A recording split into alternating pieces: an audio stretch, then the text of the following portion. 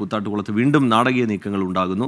Councillor കലാരാജുവിൻ്റെ മൊഴി രേഖപ്പെടുത്തുന്നതിനിടെ തർക്കം. ഇപ്പോൾ കലാരാജുവിനെ കൂത്താട്ടുകുളത്തെ ആശുപത്രിയിൽ നിന്ന് മറ്റൊരു ആശുപത്രിയിലേക്ക് മാറ്റുകയാണ്. അവിടെ കോൺഗ്രസ് നേതാക്കളുടെ സാന്നിധ്യത്തിൽ, മാത്യു കുഴൽനാടൻ MLA അടക്കമുള്ളവരുടെ സാന്നിധ്യത്തിൽ അവരെ മറ്റൊരു ആശുപത്രിയിലേക്ക് മാറ്റുകയാണ്. അവരുടെ പ്രതികരണം മാധ്യമങ്ങളോടുണ്ടാകും.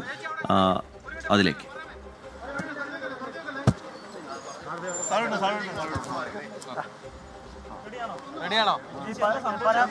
എന്താ സംഭവിച്ചതെന്ന് പറയാമോ?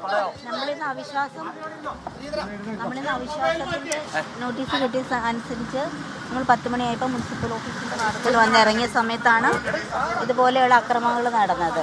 അവർ ശരിക്കും പറഞ്ഞാൽ നമ്മൾ ഇതിൽ നിന്ന് വണ്ടിയിൽ നിന്ന് പുറത്തേക്ക് ഇറങ്ങിയ അവസരത്തിൽ തന്നെ ആളുകൾ വളയുകയും ആക്രോശിച്ചുകൊണ്ട് ആൾക്കാർ വസ്ത്രം, നമ്മളൊരു വനിതയല്ലേ, ഒരു വനിതയാണ്, നമ്മുടെ വസ്ത്രം വരെ വലിച്ചു പറിച്ച് എടുത്ത് നമ്മളെ പൊതുജന മധ്യത്തിൽ അതുപോലെ ഒരു രീതിയാണ് നമ്മൾ കണ്ടത്.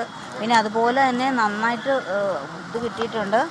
എല്ലാവരും തന്നെ ആക്രോശിച്ചുകൊണ്ട് ചതിച്ചിട്ട് രക്ഷപ്പെടാമെന്ന് കരുതണ്ട, വണ്ടിയിലേക്ക് എറിയുടെ വണ്ടിയിലേക്ക് അങ്ങനെയെല്ലാം ആക്രോശിച്ചുകൊണ്ടാണ് ഈ സംഭവം മുഴുവൻ നടന്നത്. ഇത്രയും പൊതുജനങ്ങളുടെ മധ്യത്തിലാണല്ലോ, പബ്ലിക്കിൻ്റെ മുമ്പിലാണല്ലോ ഇത്രയും കാര്യങ്ങൾ നടന്നത്. അല്ല നമ്മൾ ഇതിനകത്ത് വേറെ ഒന്നും വെള്ളം ചേർത്ത് പറയുന്നതല്ല. ഭീഷണിപ്പെടുത്തി പാർട്ടിയുടെ മുഴുവൻ ആളുകളും ഉണ്ടായിരുന്നല്ലോ ഇതിൻ്റെ മുമ്പിൽ, മുനിസിപ്പൽ ഓഫീസ്. അതായത് നമ്മൾ ഒരിക്കലും പാർട്ടി ചതിച്ചിട്ട് മുന്നോട്ട് പോകാൻ ആയിരുന്നില്ല ശ്രമിച്ചത്. നമുക്കവിടെ അതേ ഒരു പരിരക്ഷ കിട്ടാത്തതിൻ്റെ പേരിലാണ് നമ്മൾ 4 മാസങ്ങൾക്ക് മുമ്പ് ഇവരെ അറിയിച്ചാണ് കാര്യങ്ങൾ. എൻ്റെ പേഴ്സണലായിട്ടുള്ള കാര്യങ്ങൾ ഞാൻ പാർട്ടിയെ അറിയിച്ചിരുന്നതാണ്. അപ്പോൾ എല്ലാ തലത്തിലും നമ്മളത് അറിയിപ്പ് കൊടുത്തിരുന്നതാണ്. അവരതിനെ നമുക്ക് യാതൊരു മറുപടിയും തരാത്തതിൻ്റെ പേരിലാണ് നമ്മൾ റിയാക്ട് ചെയ്യാൻ തീരുമാനിച്ചത്. ഇന്ന് നമ്മൾ ഏരിയ കമ്മിറ്റി ഓഫീസിലേക്കാണ് കൊണ്ടുപോയത്. അവിടെ വെച്ച് അവർ ശാരീരികമായി ഉപദ്രവിച്ചൊന്നുമില്ല. പക്ഷെ അവർ ഇതുപോലെ നമ്മളെ കൺവിൻസ് ചെയ്യിപ്പിക്കാനാണ് ശ്രമിച്ചത്. നിങ്ങൾ എന്താണ്, അപ്പോൾ ഇത്രയും നാളും നിങ്ങൾക്ക് അതിന് അവസരം തന്നിട്ട് നിങ്ങൾ എന്തുകൊണ്ടാണ് അത് ചെയ്യാതിരുന്നത്? ഇപ്പോൾ ഈ അവസാന മൊമെൻറ്റിൽ എന്തിനാണ് അങ്ങനെ ഒരു തന്ന പ്രൊട്ടക്ഷൻ തരാൻ ശ്രമിക്കുന്നതെന്നാണ് ഞാൻ ചോദിച്ചത്. ഞാൻ അതിൻ്റേതായ രീതിയിൽ അവരോട് സംസാരിച്ചു. എല്ലാം ഇത് കൊണ്ടുപോയത് ഒരു DYFIൻ്റെ ഉണ്ട്, അരുൺ അശോകനാണ്. അവരെൻ്റെ കാല് വണ്ടി ഡോറിൻ്റെ ഇടയിൽ തിങ്ങിപ്പോയിട്ട് ഞാനത് തുറന്നു വിടാൻ പറഞ്ഞപ്പോൾ അവിടെ ചെല്ലുമ്പോൾ നമുക്ക് പിന്നെ വെട്ടി തന്നേക്കാന്നാണ് പറഞ്ഞത്. ഒരു പിന്നെ പയ്യൻ, എൻ്റെ മോനേക്കാട്ടിലൊക്കെ ചെറിയൊരു പയ്യനാണ് എന്നോടത് പറഞ്ഞത്. അപ്പം ഞാൻ പറഞ്ഞു, എന്തിനെ ഉപദ്രവിച്ചുകൊണ്ട് പോകണേ, നമ്മൾക്ക് പറഞ്ഞ് മനസ്സിലാകുന്ന കാര്യങ്ങളൊക്കെ അല്ലേ ഉള്ളൂ. അപ്പം അങ്ങനെ പിന്നെ ഉള്ള അനുഭവങ്ങളാണ് എനിക്കുണ്ടായത്. അത് ഞാൻ ഗഹനമായിട്ടൊന്ന് ആലോചിക്കട്ടെ. കാരണം ഇത്രയും നമുക്ക് വന്ന സ്ഥിതിക്ക് നമുക്ക് ആലോചിക്കേണ്ടതുണ്ട്. പരാതിക്ക് നമുക്ക് ഇതുവരെ മറുപടി തന്നിട്ടില്ലല്ലോ. അപ്പം നമുക്കത് ആലോചിക്കേണ്ട വിഷയമല്ലേ.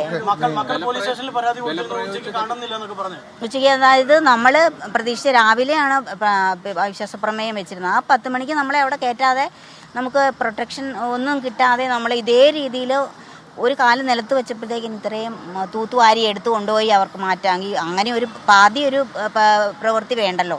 ഒരു ദിവസം രാവിലെ 11 മണിക്ക് ചെയർമാൻ്റെയും 3 മണിക്ക് വൈസ് ചെയർമാൻ്റെയും അവിശ്വാസമല്ലേ വച്ചിരുന്നത്. അപ്പോൾ അതിൽ 1 മണി 2 മണി ആയപ്പം നിങ്ങൾക്ക് ഇറങ്ങണമെന്ന് ചോദിച്ചു കഴിഞ്ഞാൽ അതിൽ കാര്യമില്ല. നമുക്ക് പോലീസുകാർ അന്ന്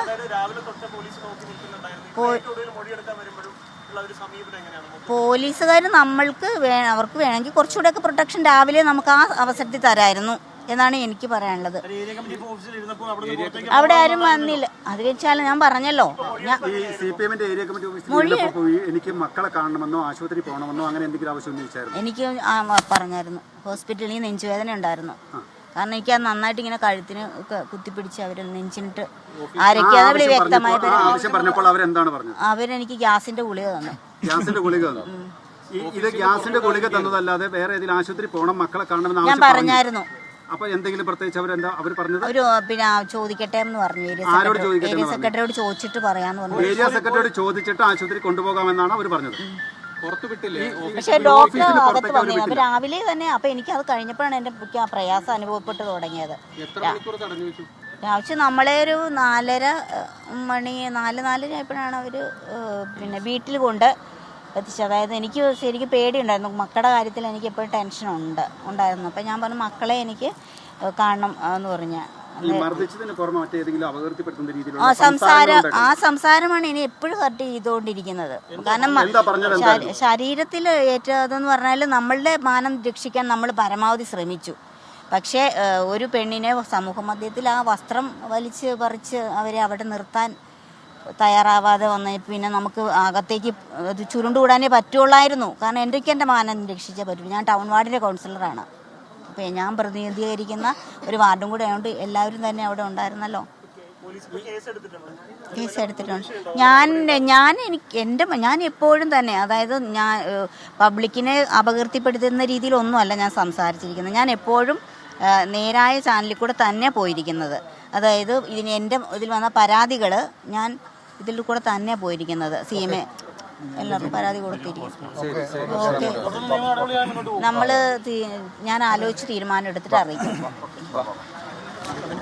പാർട്ടി നേതാക്കളുടെ നേതൃത്വത്തിലാണ് തനിക്കെതിരെ അതിക്രമം ഉണ്ടായത്. വസ്ത്രം വലിച്ചൂരി തൻ്റെ കാൽ വെട്ടുമെന്ന് ഭീഷണിപ്പെടുത്തി എന്നാണ് കലാരാജു പറയുന്നത്. അവിശ്വാസ പ്രമേയം കൂത്താട്ടുകുളത്ത് ചർച്ചയ്ക്കെടുക്കാനിരിക്കെയാണ് CPIM കൗൺസിലറെ കടത്തിക്കൊണ്ടുപോയി എന്നുള്ള വാർത്ത രാവിലെ വന്നത്.